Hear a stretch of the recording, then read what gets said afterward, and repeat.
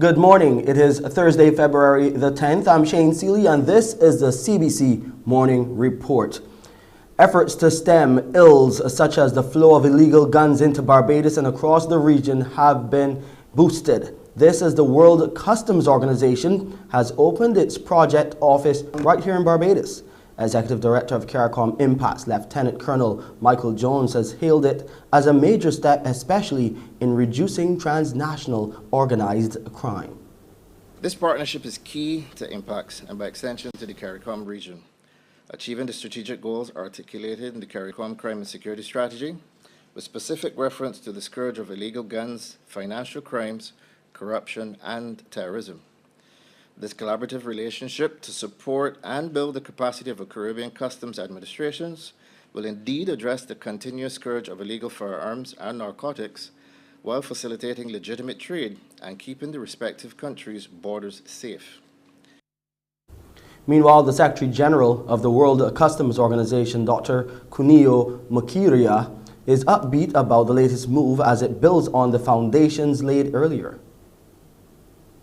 In 2018, we established a framework of standards for cross-border e-commerce, where we identified several areas that we need to tackle, including the exchange of information to get the advanced electronic information before the arrival of goods, so that we can assess risks. Because the balance that facilitation of legitimate trade and protection from the illicit trade is really risk management. And this is where we got that use of international standards and technology and human resources. And U.S. Ambassador Linda Tagliatella has praised the WCO for its work in combating crime across the globe. She says her government has been providing assistance to help with its work. To counter these activities, the United States government, through the Department of State's Bureau of International Narcotics and Law Enforcement Affairs, otherwise known as INL, has proudly provided $800,000 US to the WCO in support of this project. Traditionally, assistance in these areas has been mainly directed to police and specialized counter-drug agencies. However, we cannot overlook the crucial security role customs officials in the fight against illegal contraband of all kinds. Up next, we look at the latest in clearing the backlog in terms of those certificates for people in home isolation, and you get the latest local numbers of COVID-19 right here in Barbados in our COVID-19 updates.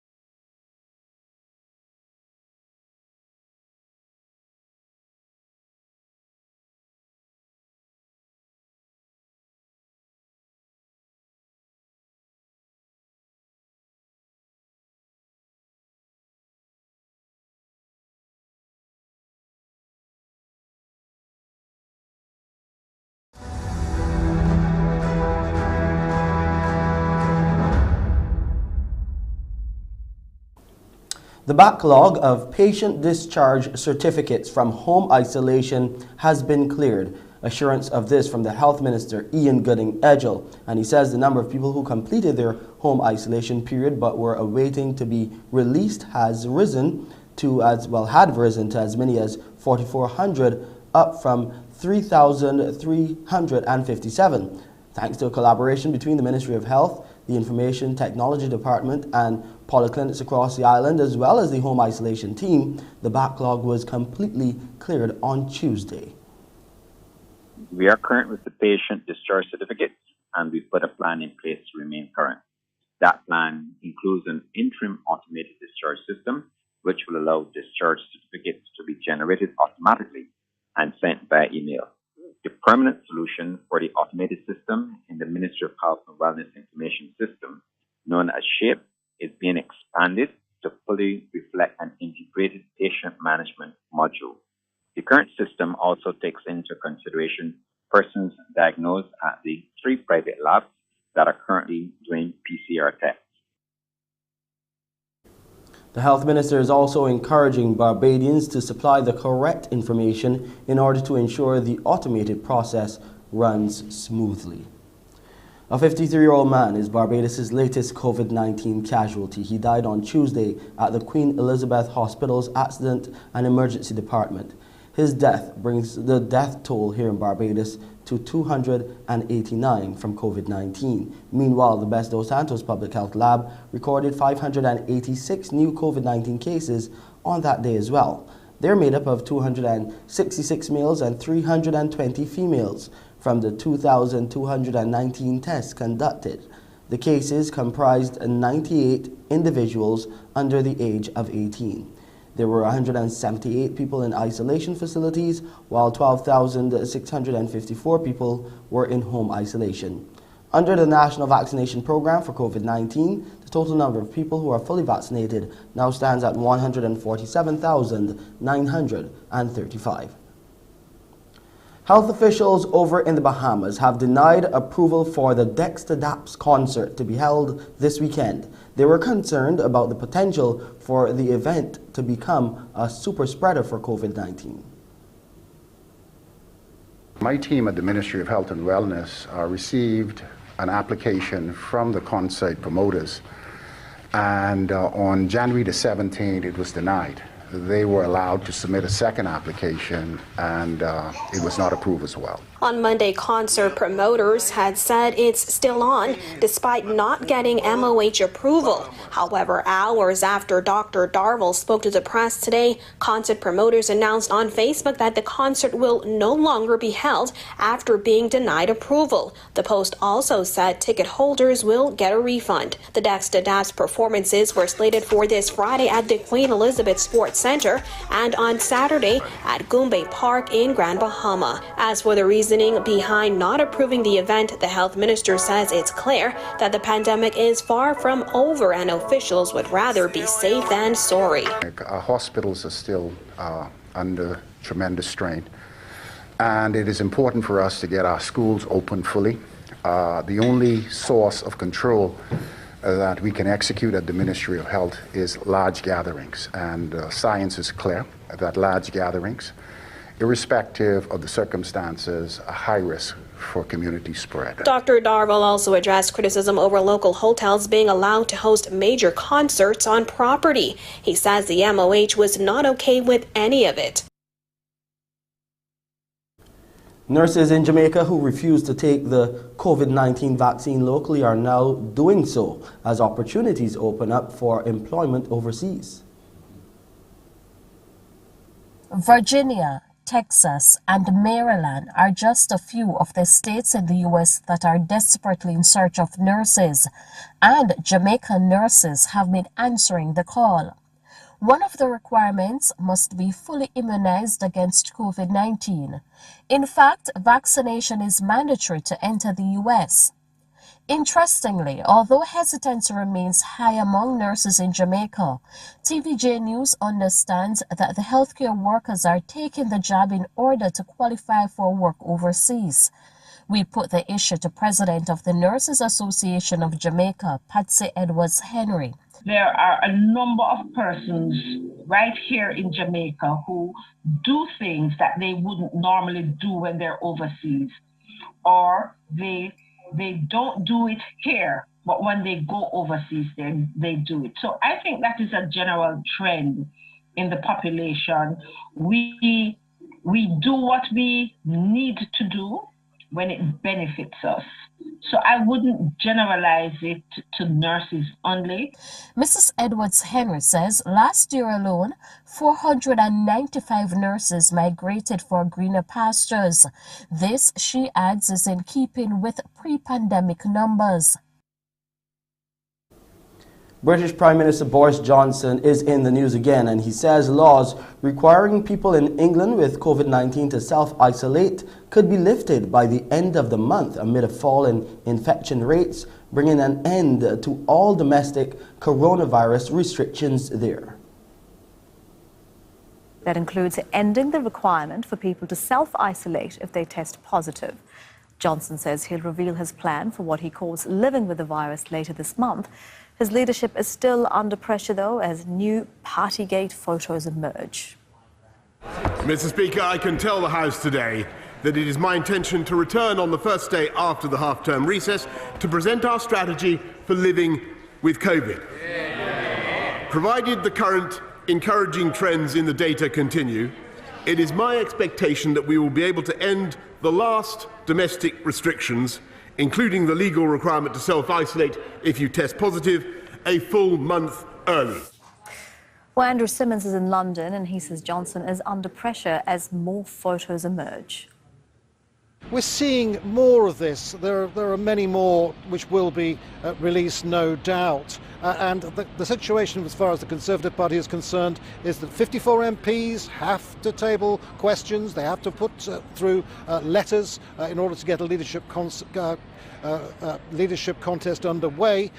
That does not look like happening anytime soon. It's very likely that people will keep their powder dry. The MPs will wait until the publication of that Metropolitan Police report to get the biggest support possible so that they are having a reasonable chance of success in bringing Johnson down. So there's a lot of thought here, a lot of thought being given about a contest which is highly likely to happen, but doing it at the right time to guarantee a result. And that would be the departure of Johnson. It's quite possible.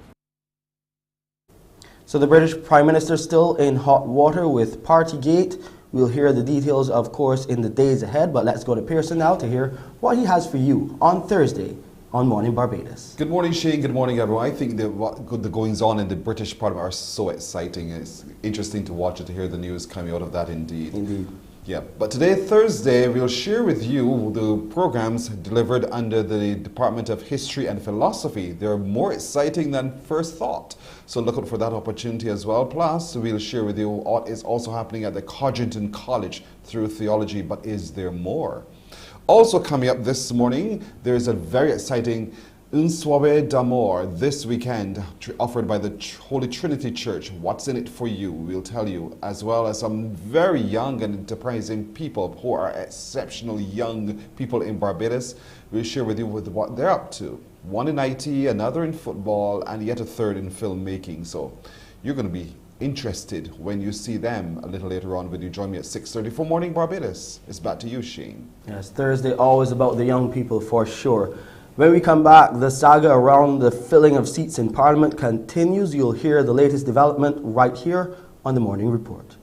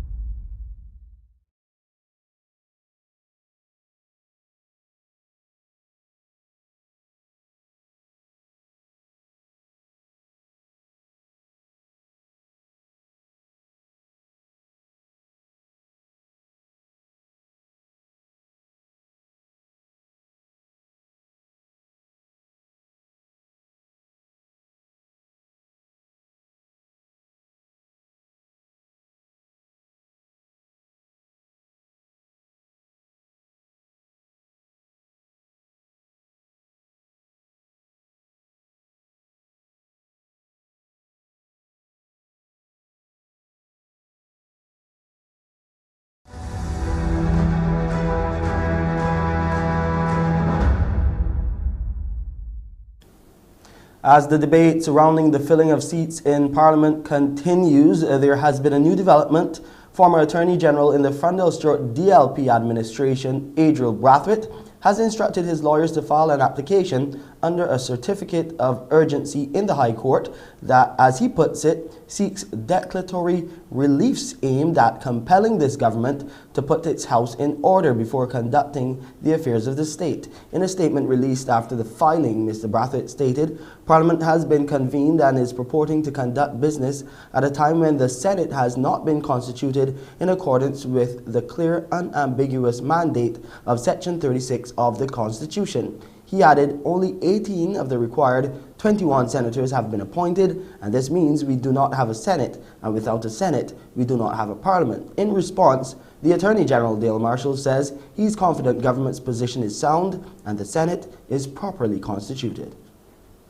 I don't have any problems at all with the challenge that has been posed by the former Attorney General. That is what our courts are there for. Courts daily determine matters of conflict between individuals, and in this instance it's a challenge posed by a former Attorney General against the position of the government.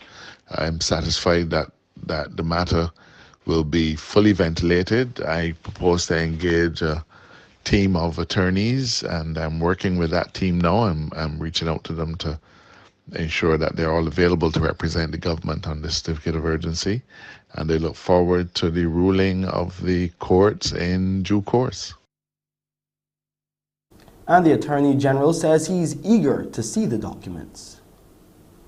I think these things are good for democracy. I don't feel in any way that it is a challenge as to my own functioning as Attorney General, as the Chief Legal Advisor to the government. Every democracy thrives on the interplay between its citizens, and sometimes that interplay takes place in the nature of court challenges. It happens in every democracy that we know. Daily, constitutional matters are raised in the Supreme Court of the United States, other Supreme Courts in the Caribbean, all across Europe. Fishermen in the east of the island are reporting a decline in fish there as Barbados continues to be inundated by another episode of Sargassum seaweed. Sharika Griffith reports. This is the all too familiar scene at beaches across the island. Piles and piles of Sargassum seaweed. But fisherfolk here at Concept Bay in St. John say it's like COVID. You just have to learn to live with it. For me, the only impact it has for me is I cannot get a sea bath. But it is what it is. That's what we have to accept. It's too many years now it's coming, so we have to live with it, because that is Mother Nature. That's the voice of Donna Moore, who's been boning fish at the Concept Bay Market for more than 20 years. She says the arrival of the Sargassum seaweed has not had an impact on business. A lot of people staying, baby. Staying away from the market because of COVID, but not because you see moss. COVID is going to impact our sales, but we just still survive because majority of people may call and just come and collect. They won't come into the market like to be among you. They just will call and place their order and come and collect, or something we deliver.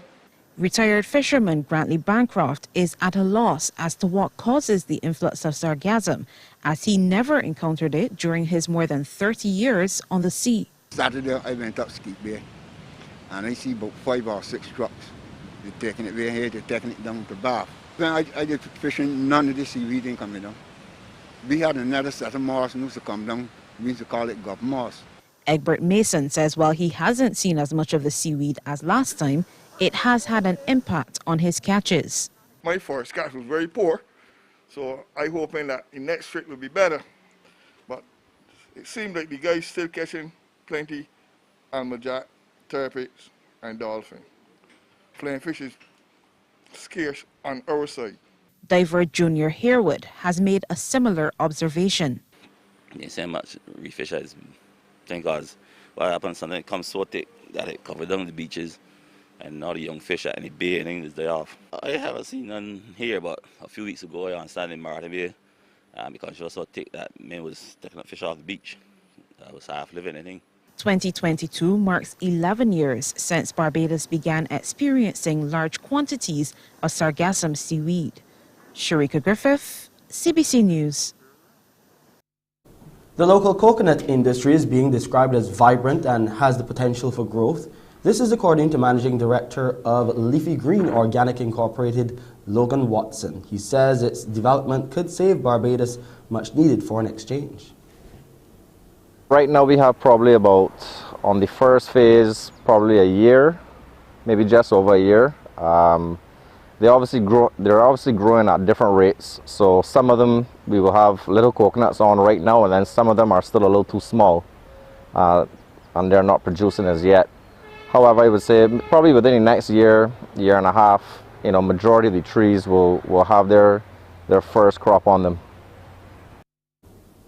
The 5-year-old company located at Halton, St. Philip started with edible flowers and lettuce. And Mr. Watson says there are plans to expand to satisfy Barbados' needs. Now moved into doing coconuts. So we have planted probably about 30 acres of coconut trees here at Halton Plantation.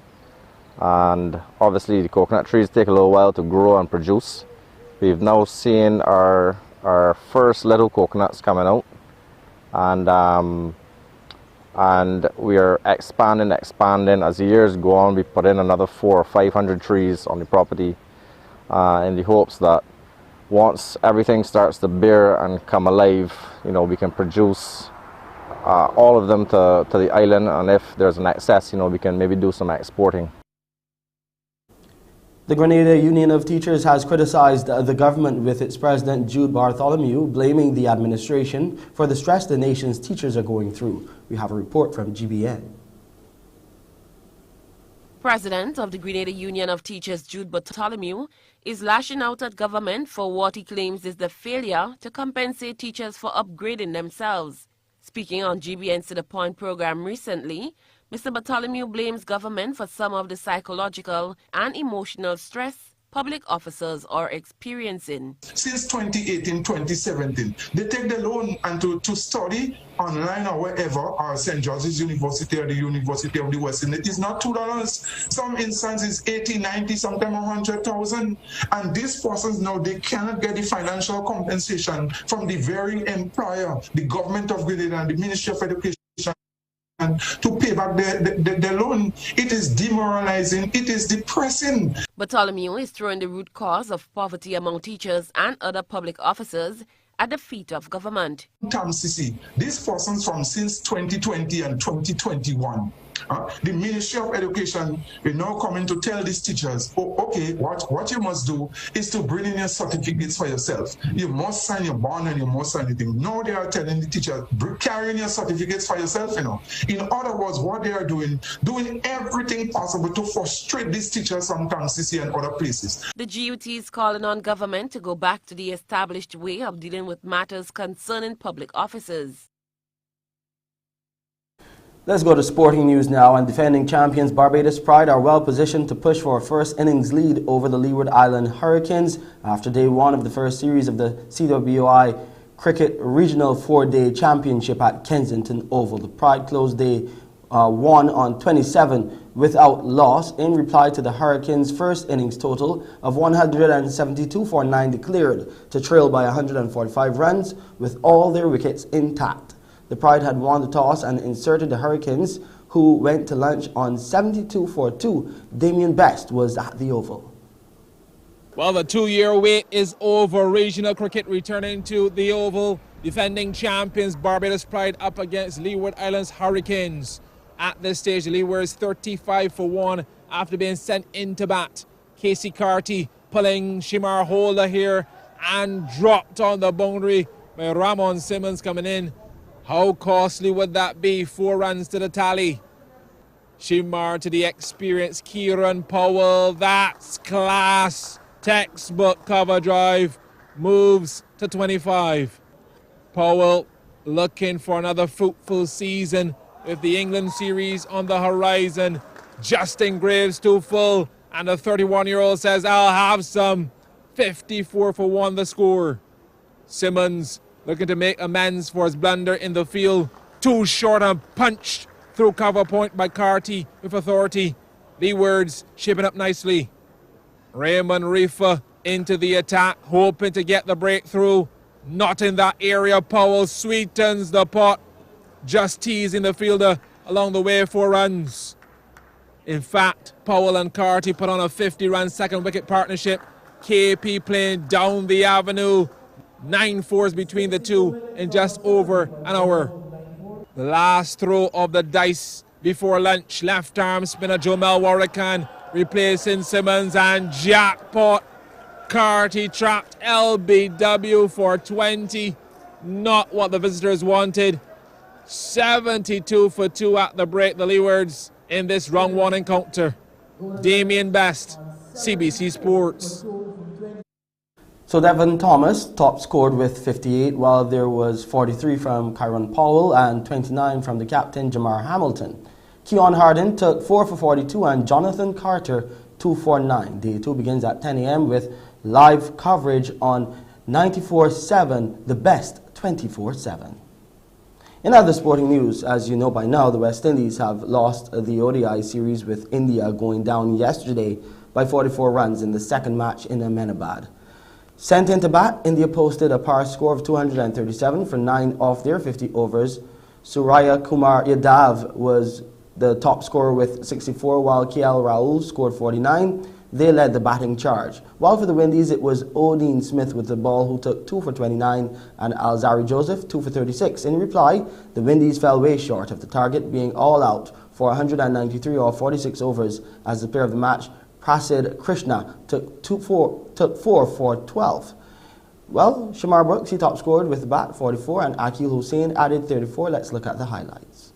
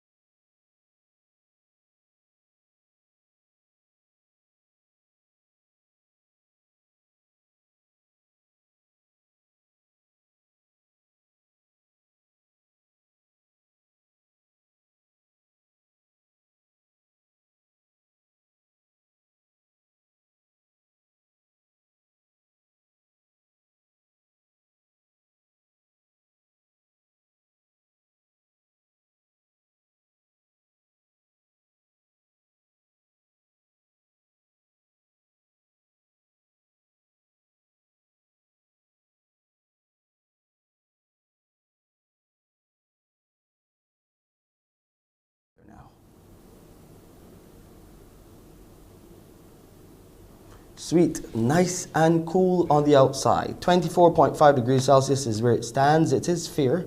It's feeling not too much warmer. 25 degrees Celsius is the relative humidity, the apparent temperature, The relative humidity stands at 70%. The barometric pressure is 1013.1 millibars, and those winds are coming out of the east at 28 kilometers per hour. We'll see a low tide later on in the evening. That's at 6:28. There will be a high tide later on tonight at 6 minutes after 11. Those seas are moderate in open water, with swells between 1.5 and 2 meters and increasing. It will be partly sunny here in Barbados today, with a few brief isolated light showers. Not too much shower activity over the past few days, but tonight it will be mostly clear at first, becoming occasionally cloudy with a few brief scattered light to moderate showers, mainly after midnight. And let's look now at our international weather forecast. That's it for this edition of the CBC Morning Report. I'm Shane Seeley. Morning Barbados with Pearson Bowen starts now. Wake up, wake up, wake up, wake up.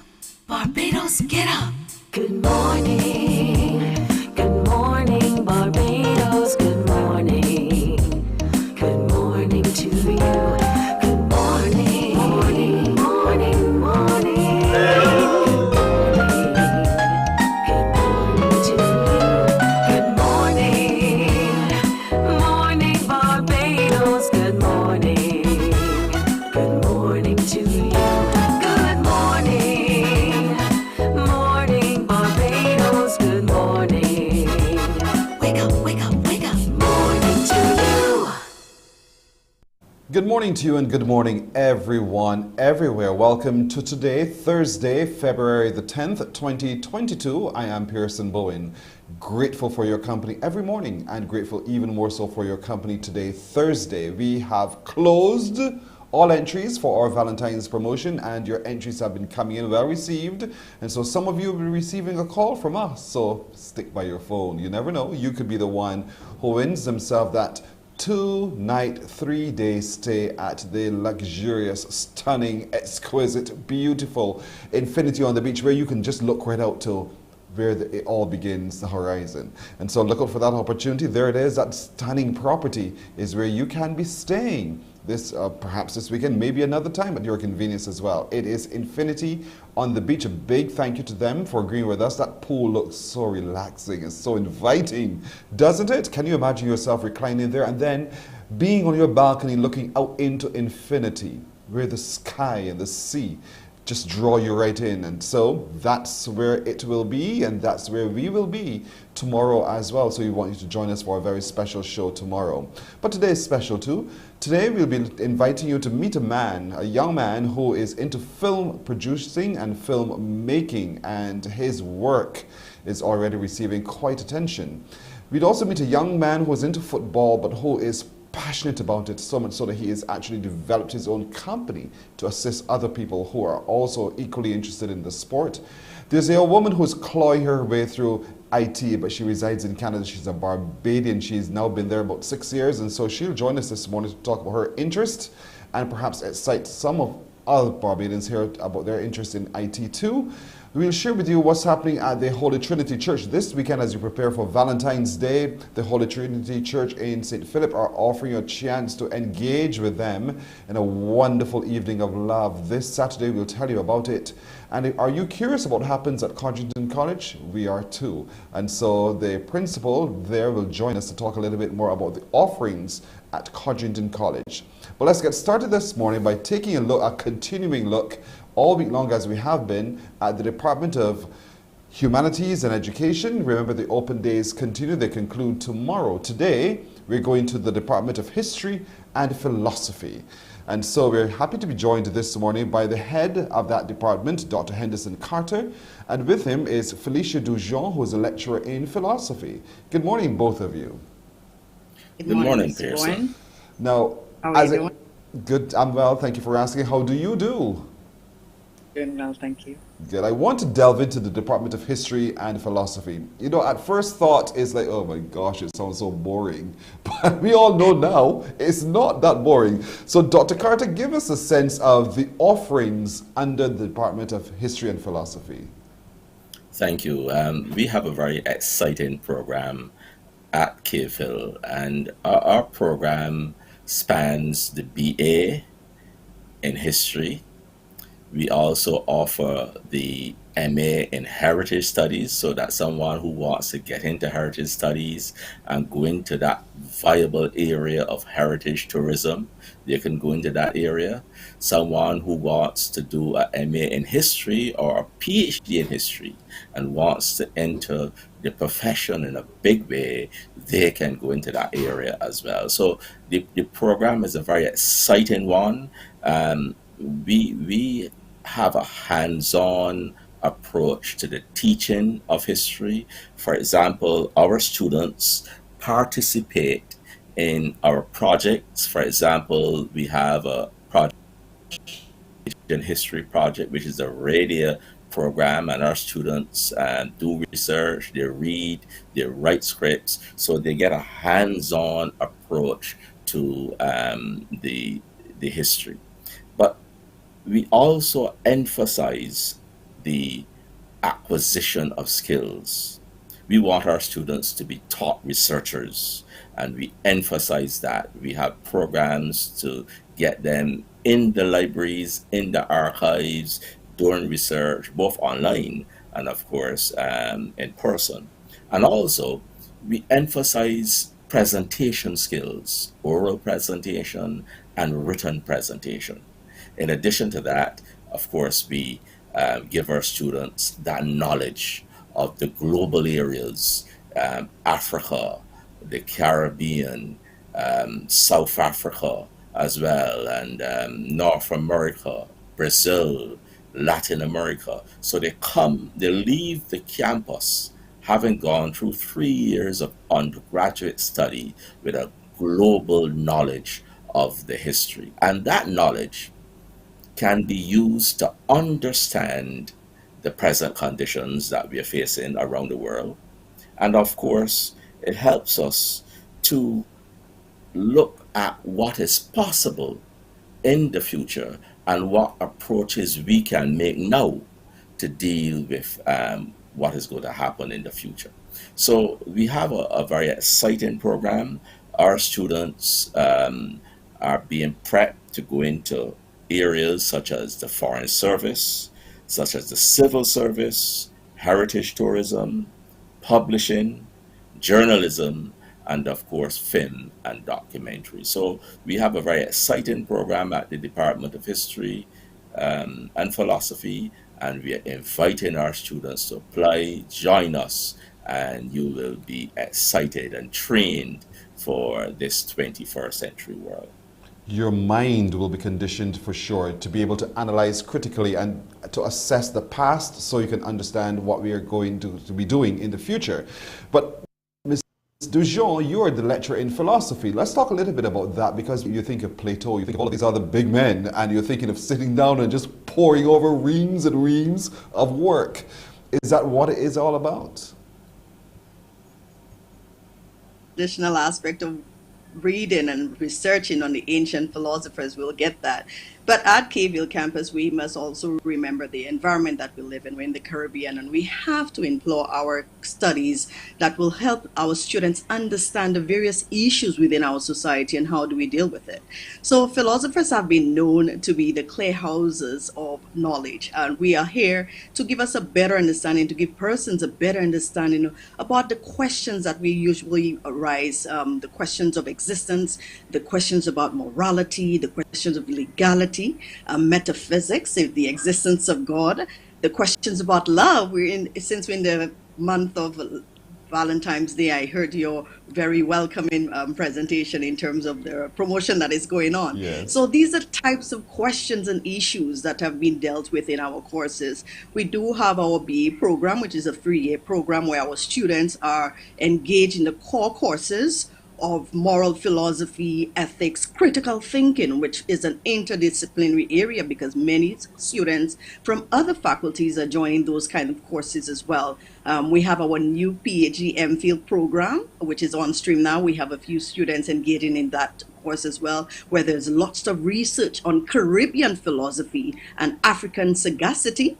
And also we have a new program, a minor program in biomedical ethics and as well as society. So it's very important again to see that not only as an academic institution that we, as you said before, we're in the classroom and we're thinking about Plato and all those theories and all those doctrines, but also how does the student analyze some of the existing problems within our current society and what can we do to resolve some of them. And I think that is the role of philosophers. Our role is to enable society to reflect on some of the issues that arise, the issues in medical ethics, the issues in technology, the issues in policy development. And some of those questions that arise, these are the kinds of engaging questions as well as issues that we like to raise in our classrooms, and also to give our student that kind of strong background and foundation, so when they graduate and enter the work field, that they have a very strong foundation and they're able to make good decisions and are placed in leadership positions to make good decisions. And so as a philosophy student, it is their role to be responsible and of course to lead the Caribbean where we ought to lead. So currently, most of our students are from various faculties, as I said before, whether it's from law, social sciences, the Department of Government, because we have courses in gender and development, philosophy of gender. We have courses in sex and love, which is a very popular course. And so we have various courses that will get persons, again, not only to understand the underlying philosophical questions, but how can we resolve some of them? And as we know, some of them may never be resolved, but at the time we are here to examine and try to resolve those questions, particularly in our Caribbean context. See, folks, I told you it's a lot more exciting than at first thought. And so, Dr. Carter, you know, I'm glad that we had this opportunity because now we know what's available. Because if you just look at it by the mere words, you know, looking at the Department of History and Philosophy, you're stuck into African and Caribbean history. But all of these other areas in which you can delve and read and to learn a lot on how our society operates and how the human condition can also aid in the development of that society is absolutely critical. So how can one avail themselves of the opportunity to be a part of this department? Well, thanks, Pearson. Their applications are open and you can apply online. You could apply for the BA Special. That is a more extensive undergraduate course. You can also apply for the BA Major. And you could apply, as I said earlier, for the MA Heritage Studies, a very popular course. It's a postgraduate course.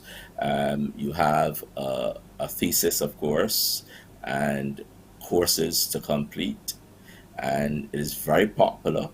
And for the teachers who may be listening, we have the MA History and the MPhil History as well as the PhD History. So applications are open for the MPhil and the PhD. You will need testimonials, 2 written testimonials to be sent to the university. And you will also need to write a short proposal because you will be doing a thesis. So we want to know what you intend to do. So those applicants who are looking at the MPhil and PhD, you need to think about a proposed thesis, something that you want to study in the next 3 years or so. That's for the post-grad, but for those who want to just understudy, who want to just to get their feet wet, let's start with you, Ms. Dujon. What is it that would qualify one to be a part of your class as a lecturer in philosophy? What are you looking for? I think it's important because it's philosophy. I think it's also important because we have a number of students that always believe that they do not have the prerequisites for the courses, and it seems to be a deterrence for them. And so it's important that they contact the Department of Student Affairs to see what the prerequisites are and the qualifications are, because we do have classes that they can take that will allow them to get into the programs. And so please, I would urge them, and regardless of your background, which is very fascinating about philosophy, regardless of your current background, regardless of your educational background, you are free to come and enjoy the classes and enroll in the classes. I've had students that have already completed the MAs and completed PhDs and are still engaged in our courses in philosophy of law. So it's entirely left up to the student if you have that urgent love for learning, urgent love for wisdom, and of course to develop your own profession at the time, because for us many times we're in a profession and we believe that, you know, there's a little bit more I can do. So it helps build on that profession. It gives you the kind of analysis that you needed. Particularly with philosophy, where we teach this course called critical thinking, it's very important in terms of how you deal with certain matters within your society and within your work environment, and how you think about and reflect in terms of your everyday situations where we think about moral decisions, how we make moral decisions within various professions. So it's very important. I did brings that to the question that even in the philosophy department, we have a monthly podcast where we touch on various issues within society. The last discussion that we had was on vaccination mandates, and that was very fascinating in terms of the kinds of discussions that persons are wanting to have, because these are concerns that people currently have in terms of what is my right as a citizen, what is my right as a state. And so all of those kinds of concerns, I'm quite sure we've had those kinds of conversations before, but in a classroom setting, in an academic setting, it allows you to have those discussions, identify the key writers, the key authors, the key founders in the area, so that you have a very good, strong understanding of what is your role within society, and of course to build on the knowledge that you already currently exists. So I would urge students to contact the Department of Student Affairs so that they can give you the guidance that is required. Even at times when you feel that you may not fit in the criteria, please contact us so that we can provide the assistance. That's a good point on which to end. Thanks both of you, Dr. Henderson Carter and Felicia Dujon from the Department of History and Philosophy at the UWI Cayfield campus. It is already so exciting. I hope that more and more people do contact the students section to get to know a whole lot more and be a part of the reading and the learning and the exercise. It's hands-on. It's not just book, folks. It's also very hands-on. Critical thinkers we're looking for as we go forward as well. Thank you very much, both of you. I encourage you to continue doing well what you're already doing. Thank you. And please join us this evening as well. For sure, for sure. This evening, as Felicia would have said to you, this evening 5 to 7 online. You can go to the website kphil.uwi.edu. We've been telling you all week they're having these open forums this evening online at 5 to 7, a couple hours for you to engage and know a whole lot more about the Department of History and Philosophy at the University of the West Indies Cayfield campus. We're going to take a break right here. When we come back, we'll explore with you also what's happening at Codrington College and the courses available there too. Stay with us. Morning, morning, morning. Good morning. Good morning to you.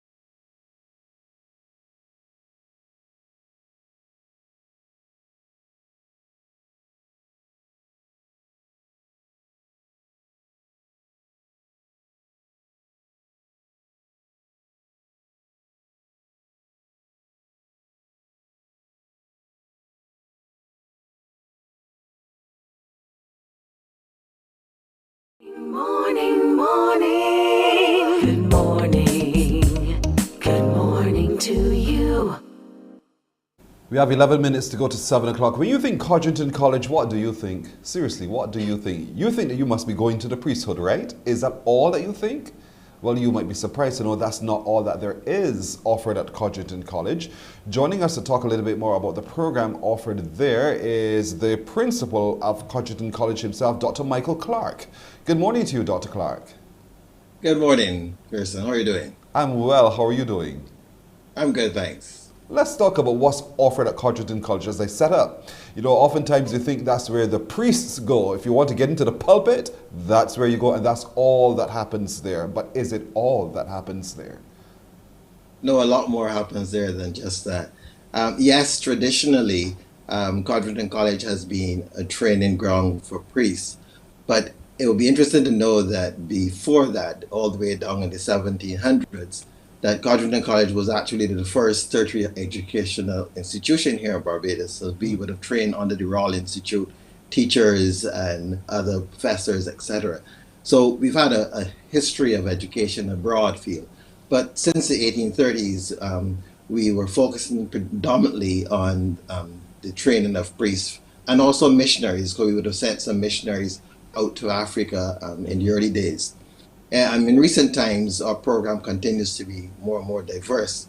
And it is interesting that you would have had, just before I came on, the Department of History and the Department of Philosophy. And in reality, when you come to the area of theology, what you're actually doing is you're taking history and you're taking philosophy, you're pulling them together, you're adding spirituality to that, and with that combination, then you begin to talk about theology, because these are the three components that make up, to a large extent, theology. So here at the college, what we have been doing recently is that we've been engaging persons who are not necessarily interested in going into the priesthood, but they're interested in the philosophical dimension of human existence as it relates to the divine. How do we understand the divine? We are interested in how, over the years, that understanding has grown and developed. We want to take the main text that we have, which is the Christian scriptures, and see how, through the ages, man has sought to respond to God in one form or another. How man has at times failed in that, and how man has recovered from that. So we're pulling those three things together, and the intention here really is, how do I understand myself as a human being in relation to the divine? So we are finding that the individuals, some of them are teachers who have the responsibility of looking at religious education in the schools, but oftentimes they're just individuals who just want to have that deeper understanding of God, and are seeking to, in some way, engage as they reflect, and they seek to go deeper in their own journey, the fifth journey. You know, there's a statement that says youth is wasted on the young, because oftentimes you think that when people retire is when they get this need to get back to God, and so that's the time they want to move into Codrington College to know more about that relationship of which you spoke. But there are opportunities for young people as well who have questions to come and explore those questions and find the answers at Codrington College as well. And so what appeal would you make to young people today to avail themselves of the facilities and the learning through Codrington College? Yeah, and I think one of the challenges that we have had is that, as you said from the beginning, that when young people think of Codrington College and they think of theology, they think of priesthood. And the problem with people thinking of priesthood is that they think of such a high level of engagement in the world, and many persons begin to doubt themselves about their own ability to attain that. But you take for example, persons who are involved in counseling, and persons who are involved in guidance counseling, persons who want to be able to assist individuals in this world of trying to find meaning.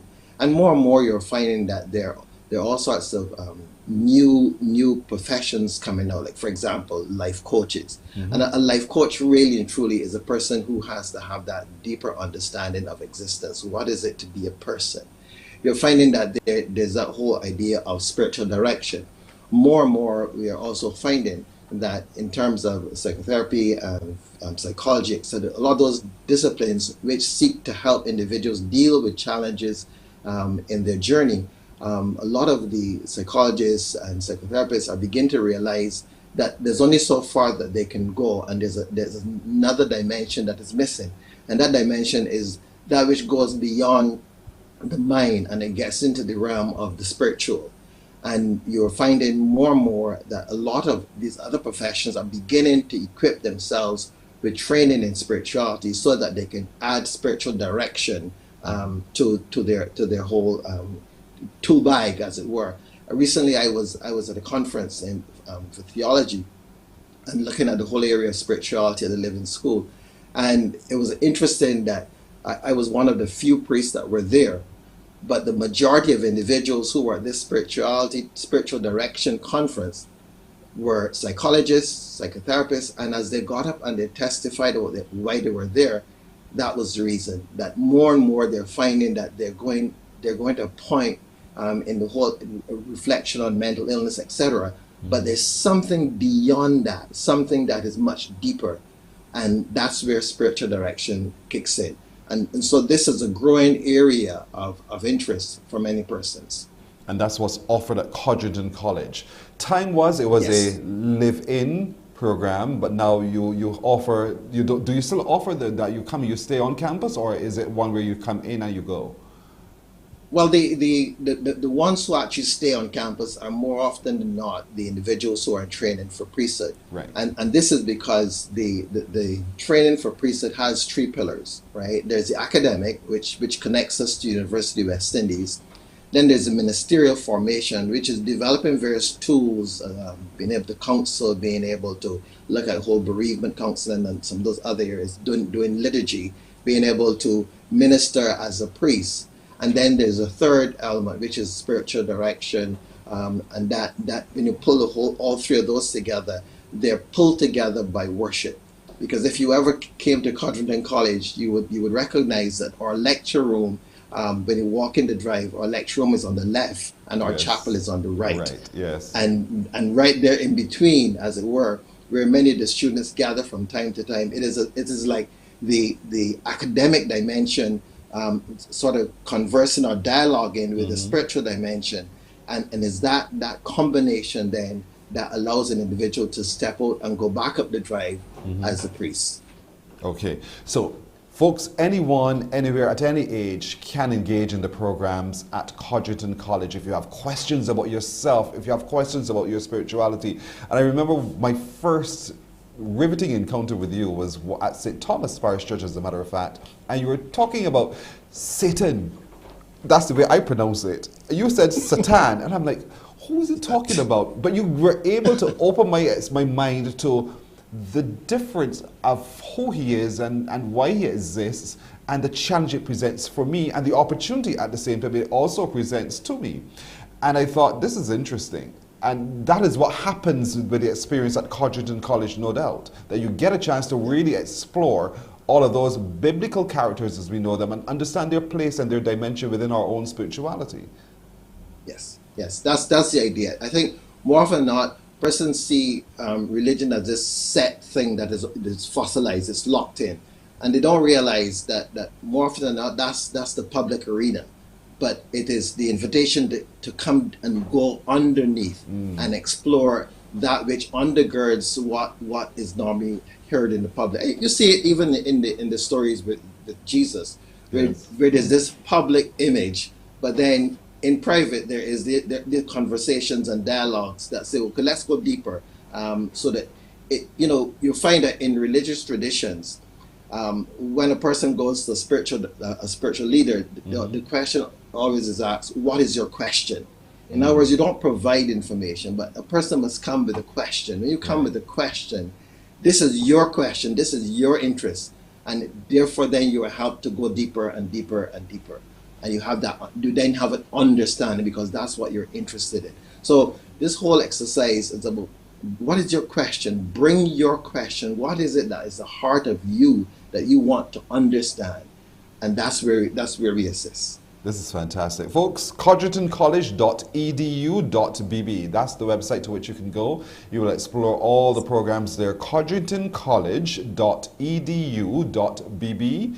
Explore it today. It's not just for retirees, it's for any age, anyone who has a question. You can come have those questions researched and answered at Codrington College. Remember the website, codringtoncollege.edu.bb/programs. Get engaged with the programs and you will see the benefit of being a part of this theological college in the Caribbean. Dr. Clark, thank you so much as always for joining us this morning and exploring with us the opportunities and the programs offered at Codrington College in St. John. It is now left to all of us, really, to avail ourselves of them and to know more, to dig deeper, to go beyond the surface. And in seeking to go beyond the surface, actualize oneself even more so. Thank you very much for joining us this morning, sir. Thank you.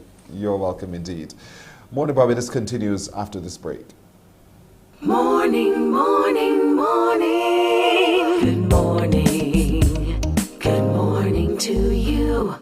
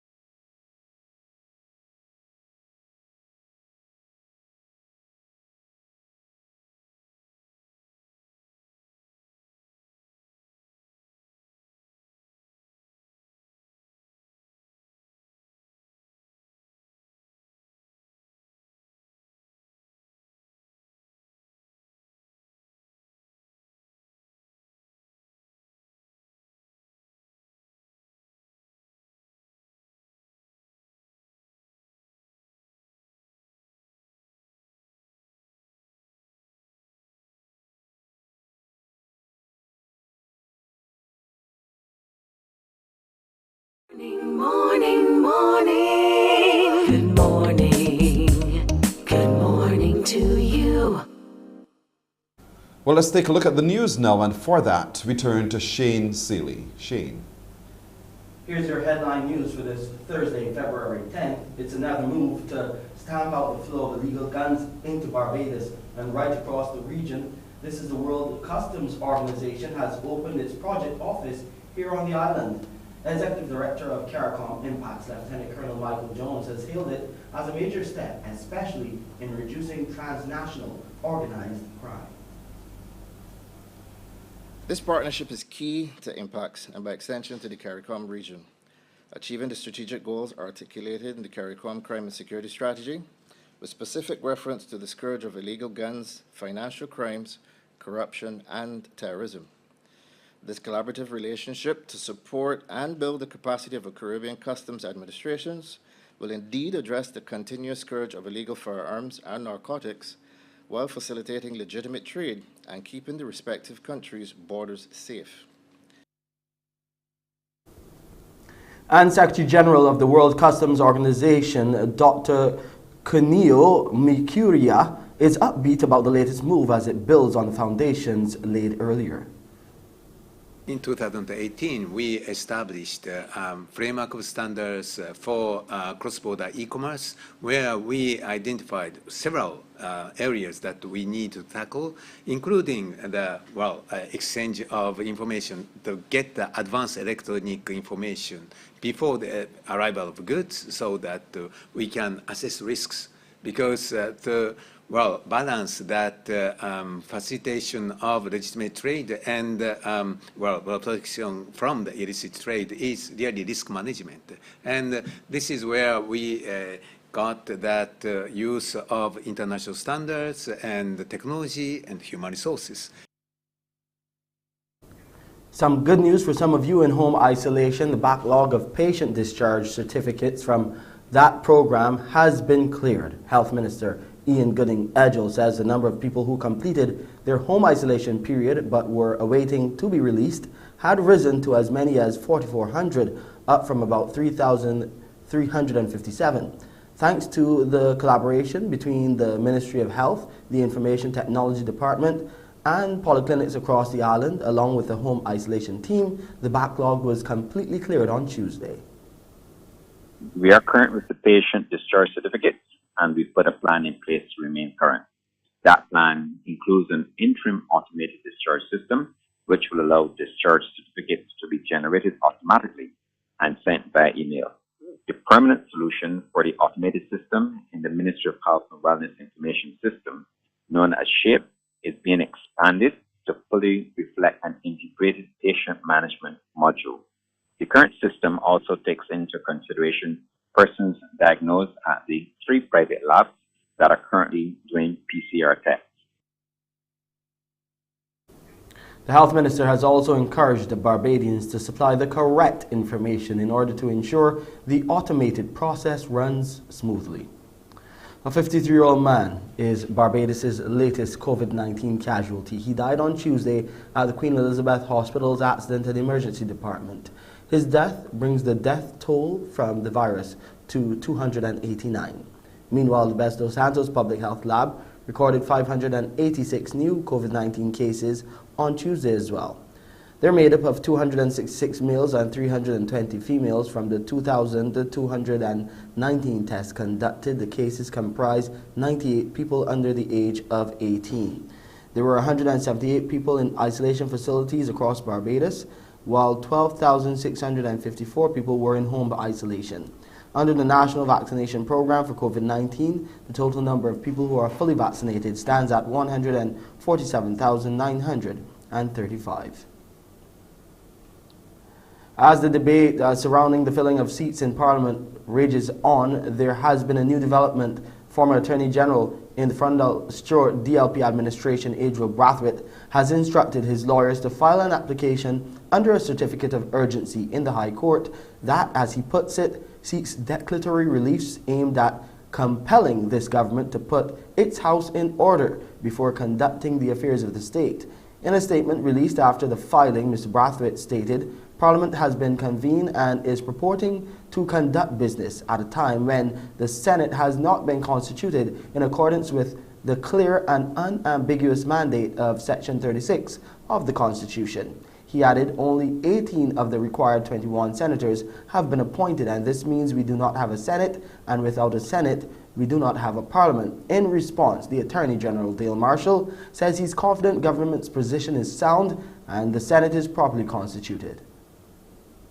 I don't have any problems at all with the challenge that has been posed by the former Attorney General. That is what our courts are there for. Courts daily determine matters of conflict between individuals, and in this instance it's a challenge posed by a former Attorney General against the position of the government. I'm satisfied that the matter will be fully ventilated. I propose to engage a team of attorneys, and I'm working with that team now. I'm reaching out to them to ensure that they're all available to represent the government on the certificate of urgency, and they look forward to the ruling of the courts in due course. And just a reminder for you, as far as sports is concerned, cricket continues on 94.7, the best 24/7. Of course, you can check out the action live there. That's your 7 a.m. headline news. I'm Shane Seeley. Back to you, Pearson. Shane, I say thank you very much. We'll take a break here. We're coming back with more on Morning Barbados. Morning, morning, morning. Good morning. Good morning to you.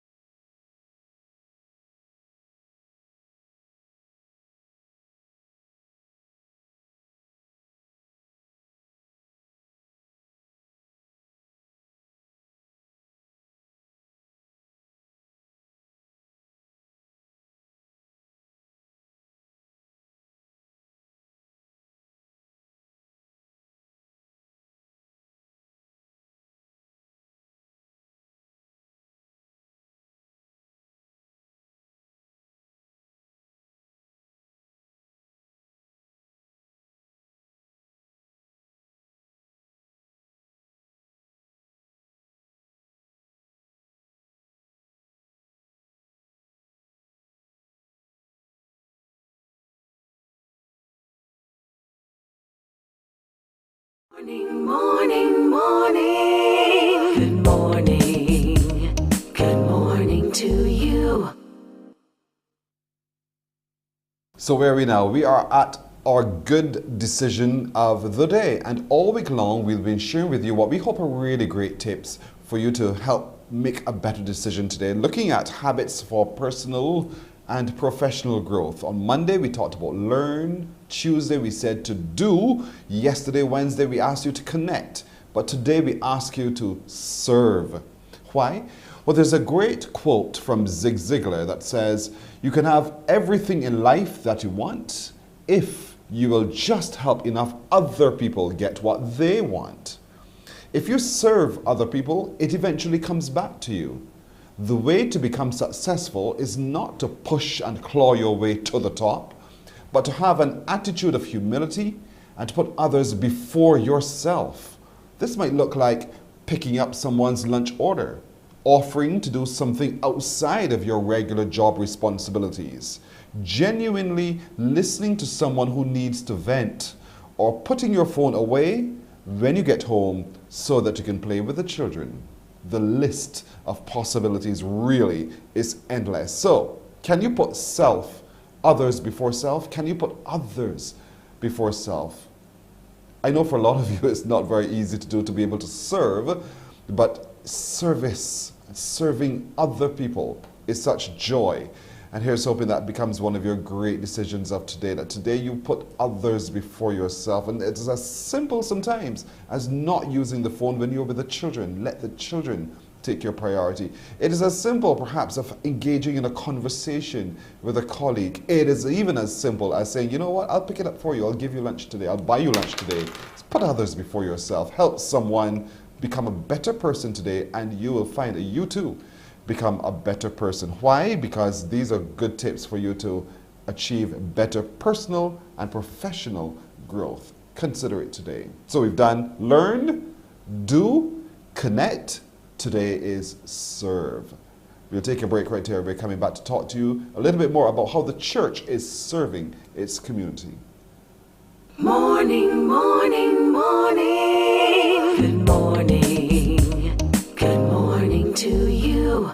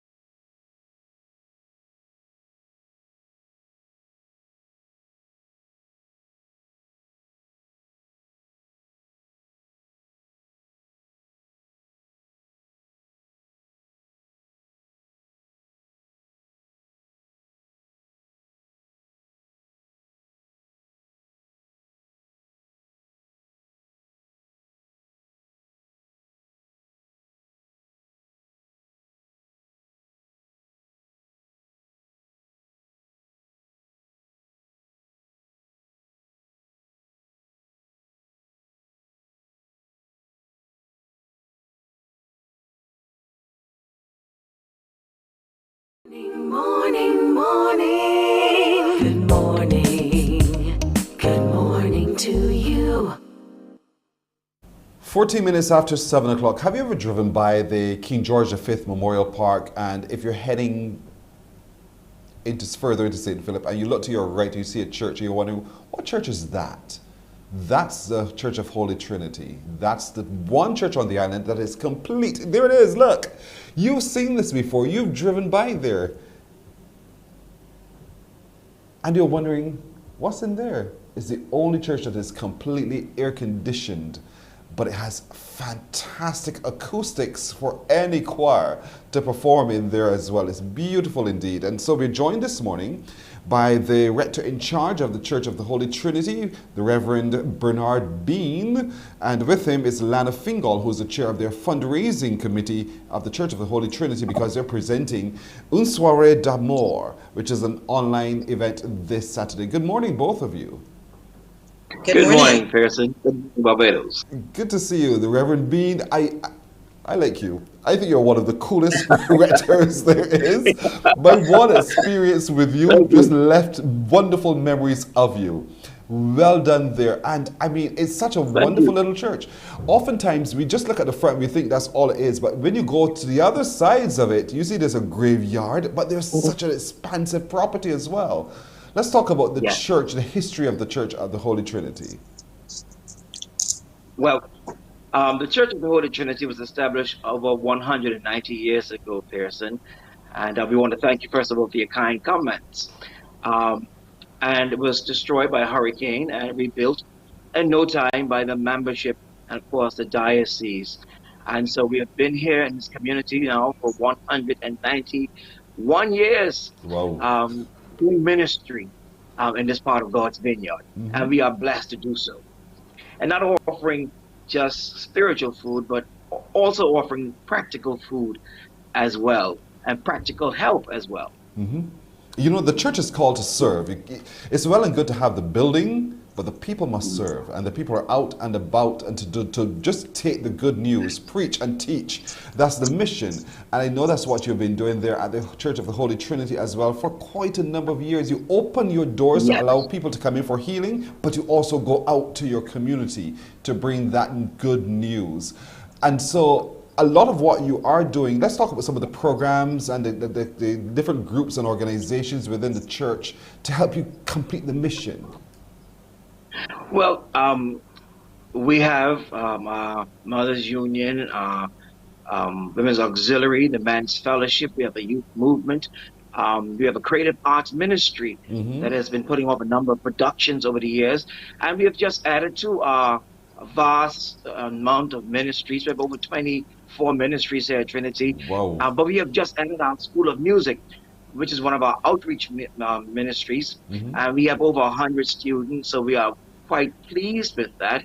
And if you are interested in learning instruments, please contact us. But one of the ministries we are extremely grateful for is our ability to feed the hungry and to clothe those who are in need of such items. And we have been able, Pearson, as you know, these have been difficult years, especially during the pandemic.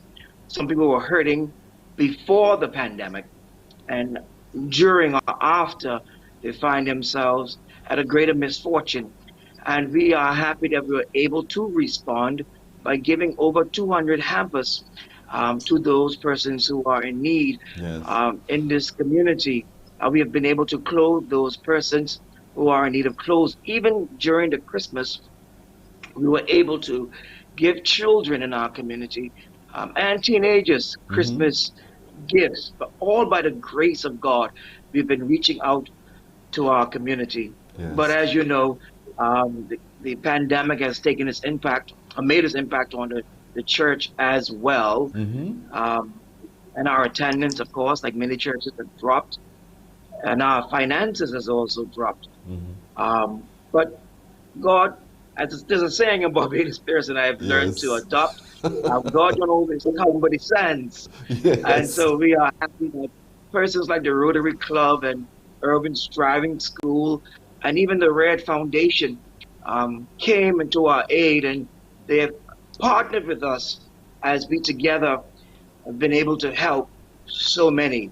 And one of the things we want to talk about this morning is the relationship we have with yet another group who's come along with the church to see how best we can pool our resources in these difficult times to raise funds so that we can continue to reach as many. And the group I'm talking about would be the Sandiford and Lucas Trust. The Sandiford and Lucas Trust. And Pearson, if I may say this, they were formed from 2013 and true to their patrons, Thelma Sandiford and Alma Lucas. The trust has been committed, dedicated to improving the lives of those persons in the community. And so they've been doing things like paying medical expenses. They have assisted persons with rent, scholarship, and the list goes on and on. And so we are grateful that our chair of our finance committee, as you said, who's here with us this morning, that they decided to partner with this Sandiford Lucas Trust to see how we can come together, give you the best concert of the year, the best concert of the year, at a very basic cost, so that we can use the funds to continue to help as many. Indeed, you know, the good Lord says, as much as you've done it to the least of these, you've done it unto me. Hear me quoting, hear me quoting. And so, you know, we want to be able now to look at the ongoing work through this effort indeed. And so, Lana, you're the chair of the fundraising committee. You're working with this charity, this trust, and so you're bringing relief to those in need. How has it been for you pulling all of this together and getting your team working with you so that this event becomes a huge success we know it shall be on Saturday? Thank you, Pearson. Well, I have to say it has been a challenge because, of course, the challenge being that we're working in COVID times. Initially, when we started to plan this concert, we wanted to have an in-person concert and use that as an opportunity to bring our members out in a safe environment, to continue to foster that relationship, which is so important within the church. And as you know, that has been significantly impacted due to the COVID conditions that we're under. But we thought, well, let's not be defeated. Let's move to an online event instead, where we can still reach other members of the community and we can still allow ourselves to raise some funds to help those in need. And hence, that's why we decided to move to the online event, which will be on Saturday, February the 12th at 7:30 p.m. Yes. And you've gone into my language, French. Une soirée d'amour. That's what we're talking about, folks. An evening of love. It's on Saturday. It's an online event. So while it's online, you know, a lot of times people think you're just going to, because it's a fundraiser, you have to purchase a ticket. That much we know. So where can people subscribe? Where can they go to get their ticket to enjoy this online event? Well, we've partnered with Ticket Links, who have also been very kind to us. So you can go online and purchase your tickets through Ticket Links. Or for those, we know that there's some older persons and some persons who are a little bit technically challenged or may not be as familiar with using the technology of today. And so we are offering those persons the opportunity to come to the church this morning between after 10:30, between 10:30 and 12, I would say. And we will have someone on site there who will assist them with signing up for the event.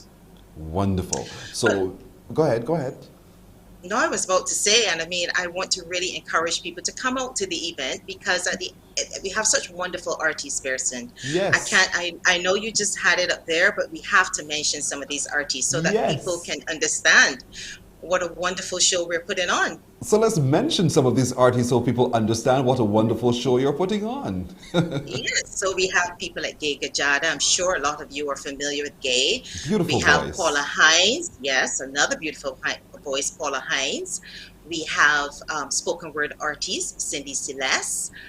We also have, and what we try to do, Pearson, is not only work with artists outside the church, but we also like to foster the talent that we have within the church, as Reverend Bean mentioned. So we do have persons like our Holy Trinity dancers, we have Mike Max on sax, and we have Romario Graves, who I think a lot of people are familiar with as well, plays a lot with the Nicholas Branca band and so. And we've even gone international. We even have someone within the church community who is an international artist based in the UK. His name is Mr. Rochford, and he will be joining us via Zoom as well to perform some of his hits for us. Fantastic. Let me watch this for you guys. You guys know Cindy Celeste, our Poetry Slam winner. And so she is going to be there. And you know, Cindy has a way of delivering her poetry that grabs you by the heart. I mean, literally pumps your heart. And so she's going to be on the cast as well. David Scott, yet to know him, not too clear, but he sounds like an instrumentalist, am I right? Yes, he's our organist, actually. Good. See, so I think I know who David Scott is. Donella. Now, if you know me, you know I love Donella's voice. Donella, and she's given her life to the Lord, and so she too is ministering on this concert on Saturday. Gay Gajada is an opera singer. Gay has such a beautiful light voice. It's almost like the birds that you hear chirping in your ear when you hear Gay sings. But she's able to perform in such a way that it rivets you. And so Gay Gajada is on the card as well. You hear me talking, right? G Syndicate, the group of men who through their body, their whole ministry are able to sing great music. You know, they don't have to have instrumentation. They are the instruments, but they've written some fantastic songs as well, which we play on radio. So you get a chance to enjoy their offering too. The HTC dancers, they're going to be so interpretive in their dance. Nicholas Stevenson, Romaro Graves, we know as a saxophonist, really good. Ryan Boyce, the organist, he's bringing with him the 59 West Mahogany, his group, and a whole lot more. So it's going to be a wonderful evening on Saturday, folks. What time does it begin? It begins at 7:30, Pearson, but there's one artist we don't have listed there that we want to make mention of. You know, we are from St. Philip, And we certainly couldn't have something from St. Philip without having our king perform. And we do have an excellent relationship. He's so kind to us. And you realize that Reverend being mentioned about partnering with the Red Foundation and so with our charity. And so RPB will make an appearance for us as well. So, I mean, so much you will get for your $25. So please come out and support us. I just love how the Republic of St. Philip always claim people. We have the Queen of Culpeper, we have the King now coming as well. And this is all in one package, one show on Saturday, folks. But you need to go today, from today, every day from now until Saturday to go to ticketlinks.com and to purchase your space in this virtual online concert. It's really going to be quite an evening of love, une soirée d'amour. And so the Reverend Bean, I can only wish the very best. Your final words as we get ready for this exciting weekend and this exciting concert? Yes, it is an evening of love. And one of the ways we express love is through helping others. And so by you coming out to this concert, even if you can't make the concert, by supporting the concert, you help us to, and you play your part in helping us to help as many persons in our community, not only persons within the church, but also outside the church. And let me say good morning, a special good morning to my Holy Trinity family. God bless you. And Pearson, thank you for having us this morning. You are very welcome. That's the Reverend Bernard Dean, the rector in charge of the Church of Holy Trinity. And with him, Lana Fingal, who is the chair of the fundraising committee, because all of us are going to be assembled before our devices on Saturday from 7:30 to watch this exciting concert. It's going to be fantastic. But we need to go to ticketlinks.com. ticketlinks.com and purchase our $25 ticket. And we are going to be inspired. Thank you so much. All the very best with this endeavor. Thank you. Thank you too. Thank you. You're very welcome. We'll take a break here. We're coming back with more on Morning Barbados. Morning, morning, morning. Good morning. Good morning to you.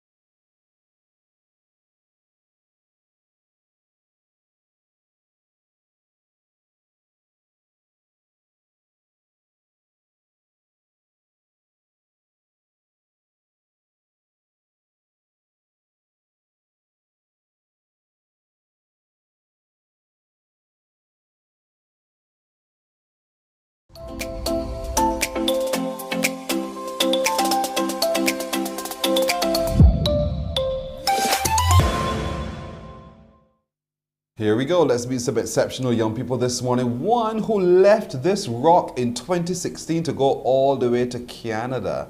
I wonder why. Her name is Danielle Trotman. Danielle, good morning to you. Pearson, thank you for having me. You're very welcome. There you are. Danielle, what are you doing in Canada? I'm currently working in the banking sector on a digital bank called Equitable Bank in the IT department on IT operations team. No, IT is your passion. And I mean, you did it, you were here, you went to school at the foundation school, you then later went on to the Barbados Community College, on to the University of the West Indies, and IT has been a part of it all. Why IT? Why information technology? It was the only thing that stood out to me in school as far as I could remember, and as I continued my education, I just jumped at the opportunity to do it every single time till I was at UE doing my bachelor's in computer science. So what is it about IT that really gets your blood boiling and going? It's so vast, and it's a lot of areas you can always branch off in, and it's no one set field. I studied computer science, I did networking, now I'm in IT operations, and there's no set area that I can end up in. It can always change it as I decide. And I like that because a lot of times parents sit and they think, you know, all you're going to be is a technician if you study IT. All you're going to be is a coder. But you're saying there's so many disciplines that will flow out of IT and so many opportunities and areas in which one can work that could flow from IT. And so you're providing your skills now for a bank in the banking sector. But your skill sets are not limited to the banking sector at all.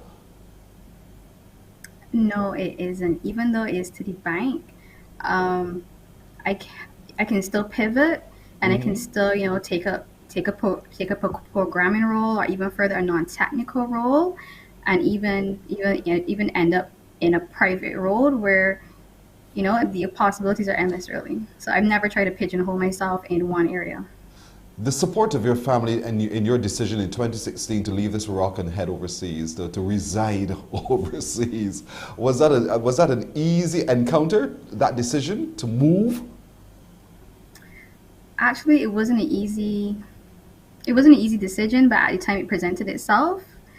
And it was a little easy because my twin sister at the time was in Canada, and she was going to school over there, and I was familiar with the city, and she was able to like help me settle down as I went to start school.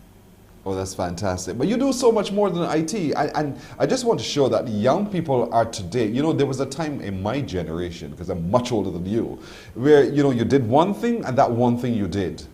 But today, young people are doing multiple things. Because here you are in IT, but you're also into photography and illustration and a whole host of things. So all of these competing interests, are they all similar, or are they different? Do they attract different areas of you? They're technically similar, but overall is a creative area, so they attract me for different reasons. I took them up at different times. When I started the illustration stuff when I was in Barbados, I actually got some freelance work from various magazines and various individuals, and then later on, when I was in Canada, I took up the photography, went to a few classes, made some connections to other photographers and even bloggers to shoot some of their content for them. So it's really, you know, it's really what I do in my spare time to, like, you know, get a break from, you know, what I do for my 9 to 5. But you're so good at it that soon from now your spare time will become your main time, do you think? Actually, no. My main passion and focus is IT right now. So what's the next step for you now in IT as you see it, so that, you know, because you said there's so many other areas in which one can go in IT.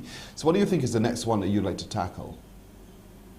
My next area I'd like to tackle is change management. Currently, I am doing my certification course to actually be more settled in the role at work, because at work I'm currently trying to be more of our department's change manager, where I facilitate and enable changes for our IT department. And with that, I just try to make sure that all changes to the infrastructure are efficiently done with minimal to no impact to the department. When you look at the work ethic, the conditions, the opportunities in Canada for you to excel in IT, and when you compare that with what happens in Barbados, from your experience in Barbados, how does it compare?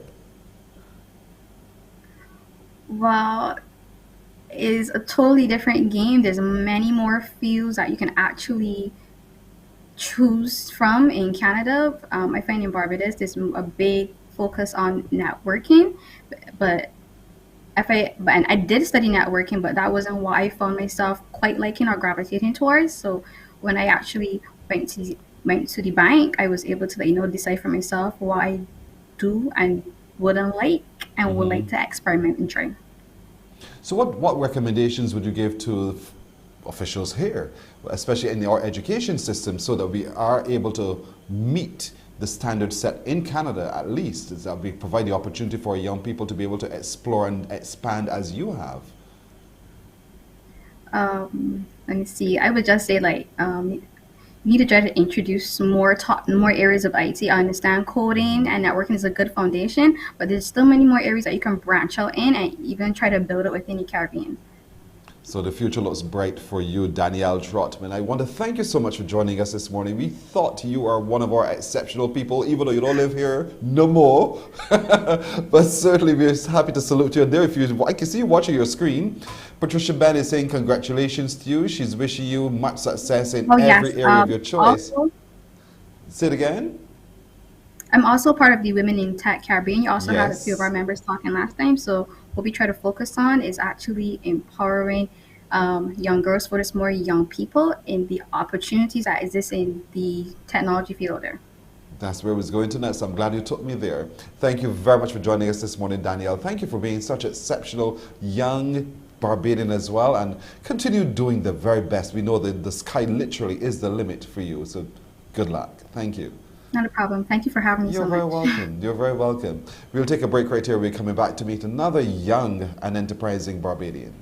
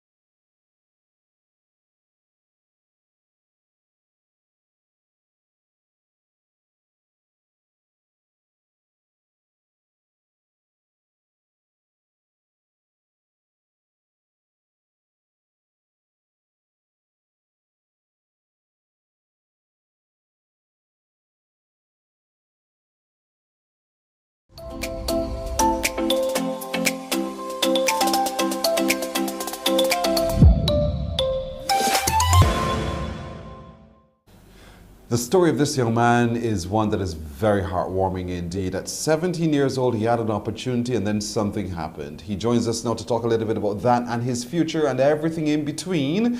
Daniel Rowe is his name. Daniel, good morning, a coach and footballer for the Barbados Soccer Academy. How are you doing? Hi, good morning. I'm doing quite well. How are you? I'm well, thank you for asking, Daniel. I want to look at this thing that happened when you were 17. You remember? What happened when I was 17? I started UE. There's a lot that happened. Well, let me remind you then. Were you offered a scholarship when you were 17 years old to the John Brown University? Aha. I see it all comes back to you now. Absolutely. Let's talk about that. Well, I had just really started playing at Harrison College prior, and I was playing at the Barbados Soccer Academy at the time, and there was the opportunity for me because I went to Florida 2009. We played at the Disney Showcase, and there was an opportunity for me to get a scholarship to John Brown University. And unfortunately, all they said is they'd like to see some video. They want to see, some footage of me playing, and that did not pan out, unfortunately. And so the opportunity kind of withered away. And I took that. It was pretty hard for me because it's something I was really passionate about. But in the long run, it's actually paid off better because I think, looking back, I probably wasn't in the right headspace to go and live on my own. I didn't really know what it took to be a college athlete, and it's lit a fire in me that I can't let this happen again. I can't have players who are good enough to make it, and for some reason or another. I thought it was such an interesting story to tell because sometimes, even in our youth, we're encountered by so many disappointments and we want to give up. You said, no, I'm not letting this knock me down at all. And so you persevere, and to this day, you're still very much into football. You're now a coach while still also playing football for Barbados as well. So let's talk about all that led you to this point. With the Barbados Soccer Academy, what's been that experience for you? Well, my first tour with them, like I said, was in 2009, and honestly, it was a very, very good experience for me because it did help me to play football overseas. And growing up, I didn't represent them beyond that, and I have I did represent Barbados at under 17 level, and I have represented the senior national beach soccer team, but I haven't played any senior grass football, unfortunately. I think my time is kind of running out on that. But what I've been doing is a lot of coaching. So I've coached for several different clubs, Kickstart, Dexter's Brazilian. I've coached for one or two other places. I've built up an experience that I've then gone and done like some coaching courses, and I've started Become Elite Academy, which is my personal one-on-one and small group training academy, where I do exactly what I wish I had. So I take players who are, on the cusp of making it themselves, and I work them. I instill the discipline and the idea of hard work and whatnot, and the video that they will need, obviously. And then I have some links overseas that I help putting them through clubs like the Barbados Soccer Academy to try and get them out. Because, as I said, I just don't want what happened to me to be an excuse for anyone going forward. Because the level that you need to be at to excel here is not as high as the level you need to be at to excel overseas. So it's all about changing the player's mentality into, I need to be at 110% here, and I need to give 110%. And then you still need people to help you to get those opportunities. So your academy is called the Become Elite Academy. What's the program like? Because there's some young footballers out there who may not be necessarily wanting to go into the soccer academy, but they might want to be with yours, the Become Elite Academy. What is the program like once they sign up to be a part of it with you? Well, I don't function in the same space that the Barbados Soccer Academy would. So the Barbados Soccer Academy, you have opportunity to play under 15, under 17, under 19. They have a first division team, and they do have very high level, high quality coaching at the Barbados Soccer Academy. What my academy does is fill in the gaps. So, for example, if you want to become an architect and you're, say, struggling in physics, you will need to go to physics lessons while still doing your regular schooling. So you'll still do your physics and whatnot at school, but then you have extra outside of school that you then top up, and that is what will really take you to become one of the best architects you can be. So that is where I fall. My Becoming the Academy, what we do is we work alongside with clubs. So you train 3 days at a club, and then you train 2 or 3 days with me, where we do extra, so that by the time you are at your club, you are performing above those who are only doing their 3 days. Operate the same space as clubs. The whole idea is for you to play with the club, so you still have team football and experience in playing for a club, and then what you have extra then is with me, and then I will obviously help you with the videos and whatnot in terms of getting overseas. And in that same regard, I don't. It's not just that anybody can.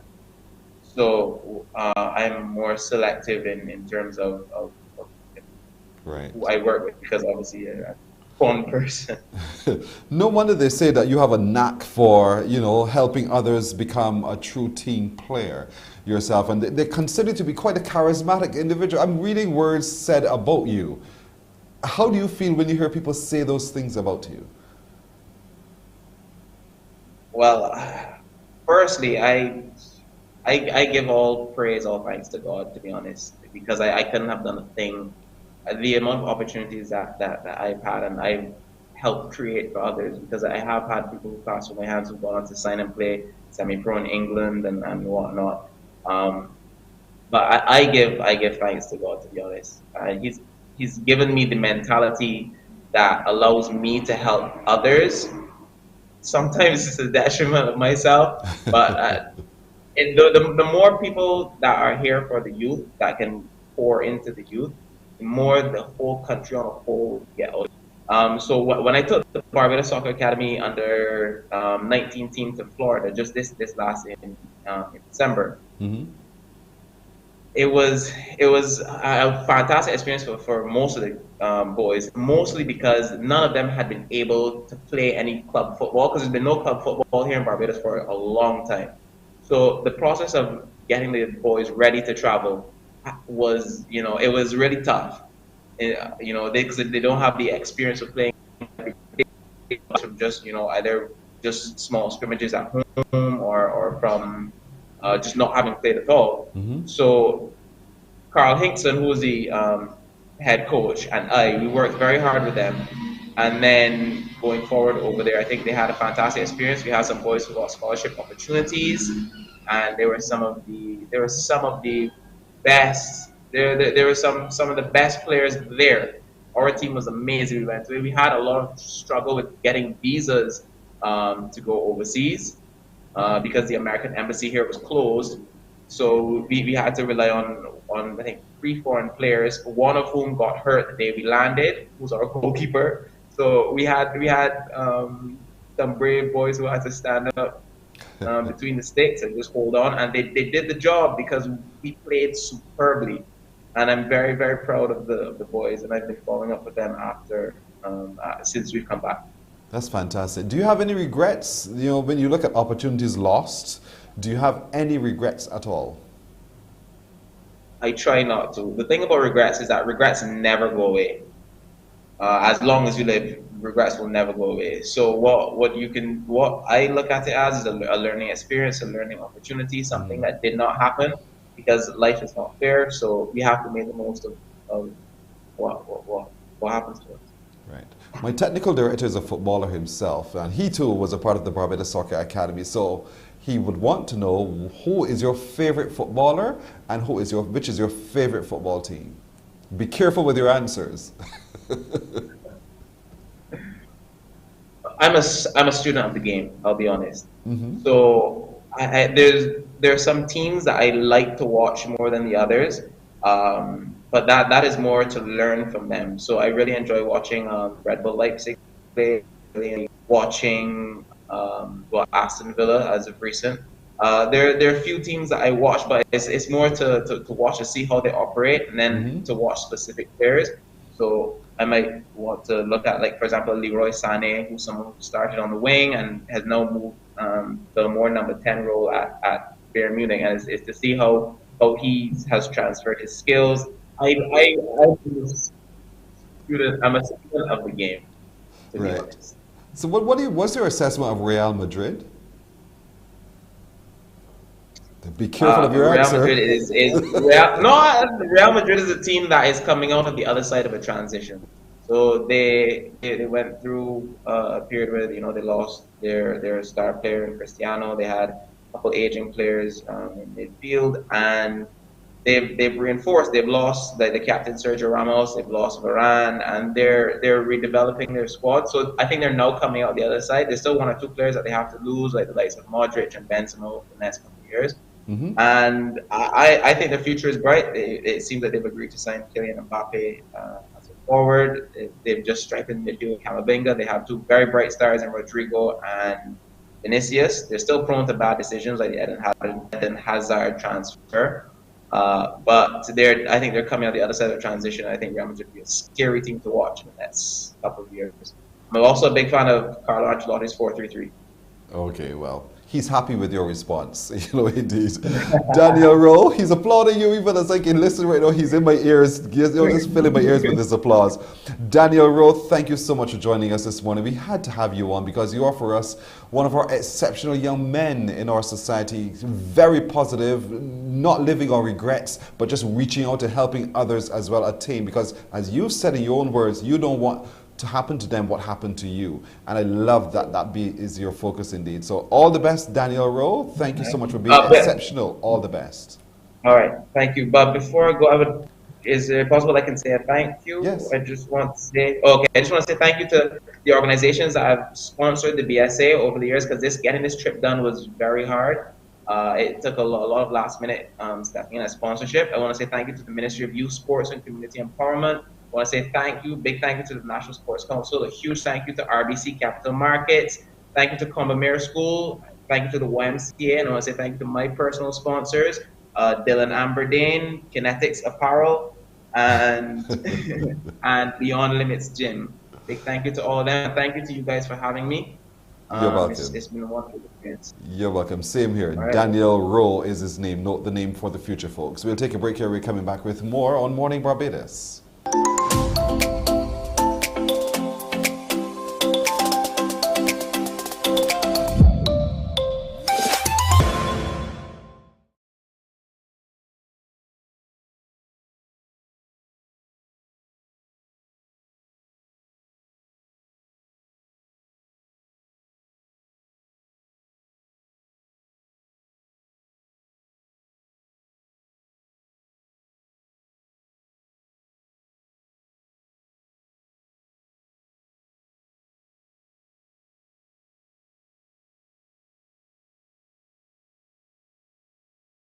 Morning, morning, morning. Good morning.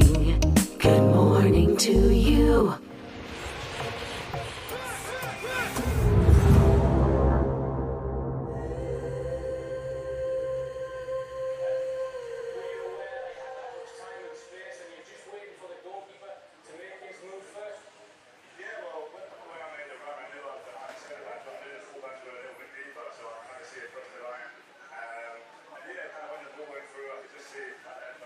Dad! Dad! I miss you guys. You need to stop doing this.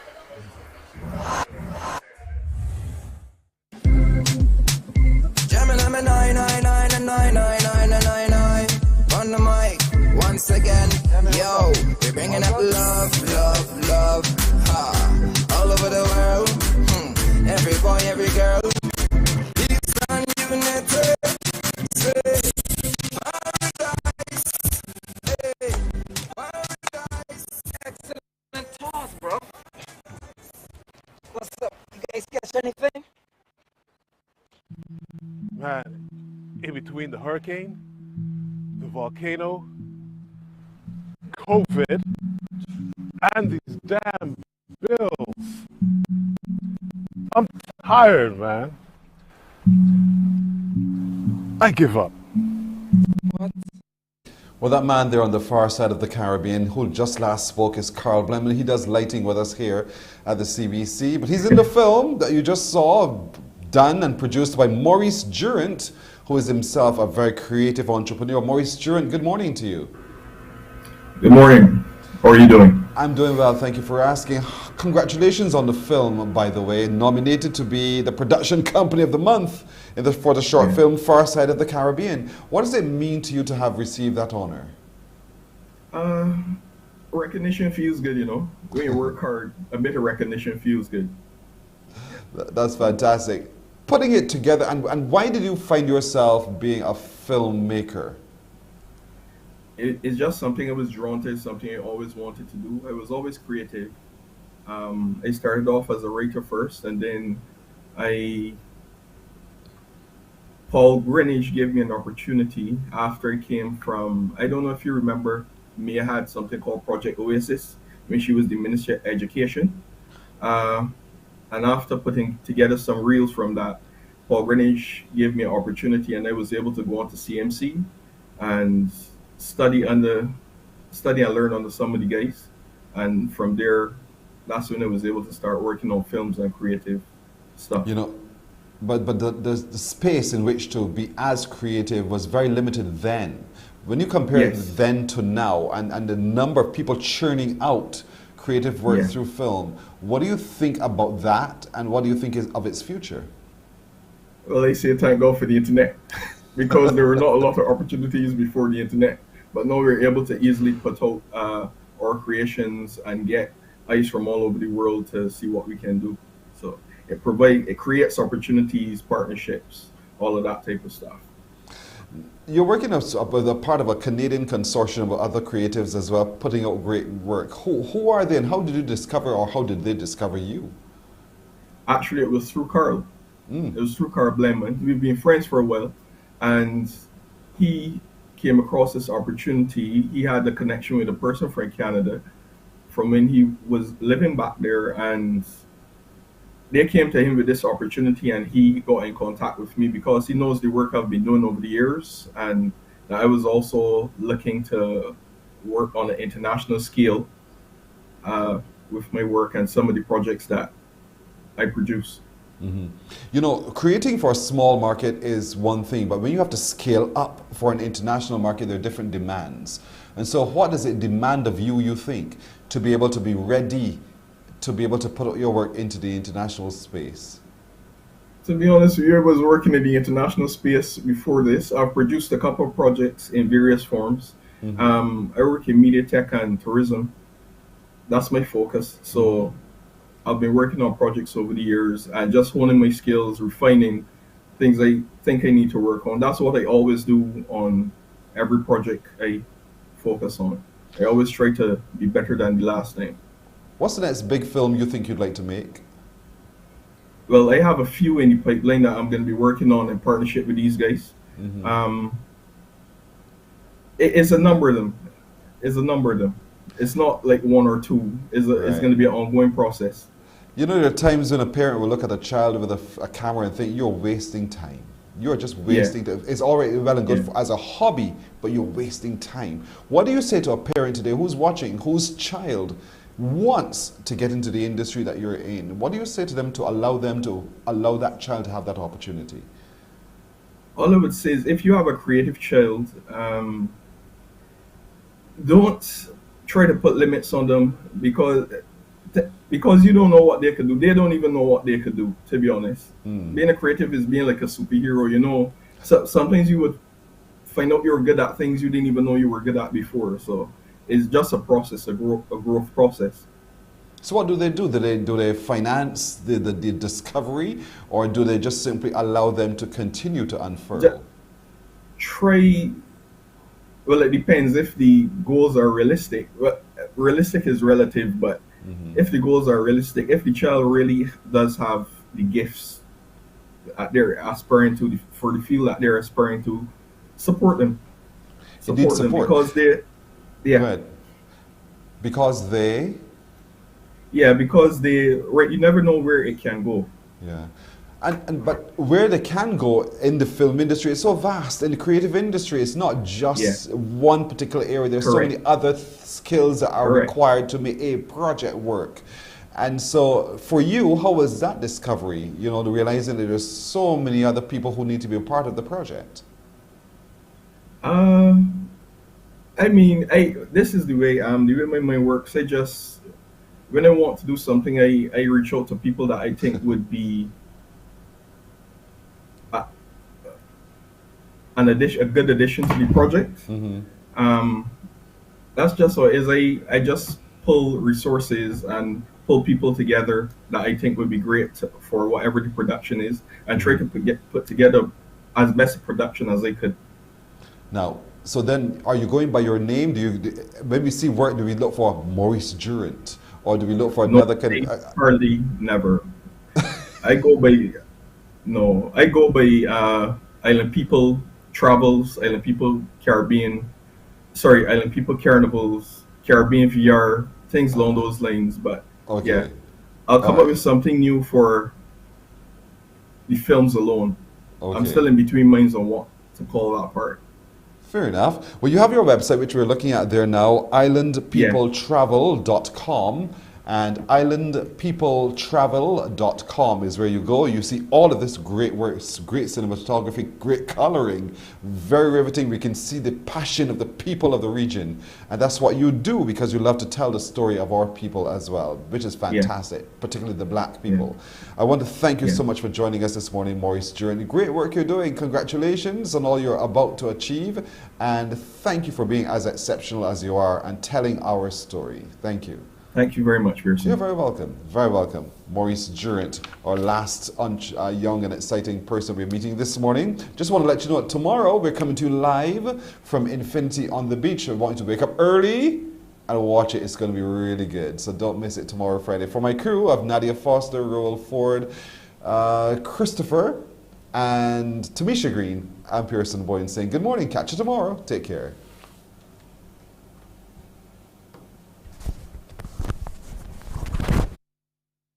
Wake up, wake up, wake up, wake up. Barbados, get up. Good morning.